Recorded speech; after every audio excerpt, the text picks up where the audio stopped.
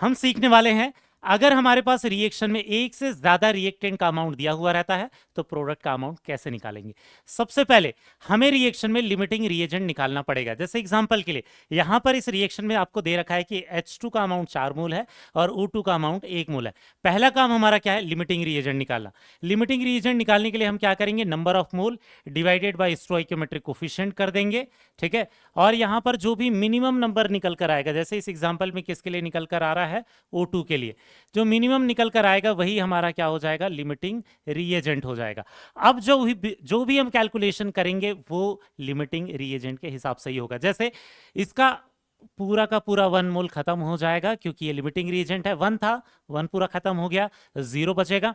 जब O2 के 1 मोल खत्म होते हैं तो H2 के 2 मोल डबल लगेंगे, मतलब इसके 2 मोल खत्म होंगे, तो ये 4 मोल से 2 मोल खत्म हो जाएगा, तो बचेगा कितना बेटा, 2 मोल। इसके बाद यहाँ पर और क्या देखेंगे, O2 के सामने जब 1 था तो H2 के सामने 2 था, मतलब H2 के नंबर ऑफ मोल हमेशा O2 के मोल से डबल बनेंगे, तो ये 1 मोल खत्म हो रहा था, तो जो H2 है वो कितना बनकर आएगा बेटा, ये 2 मोल बनकर आएगा। समझ में आया?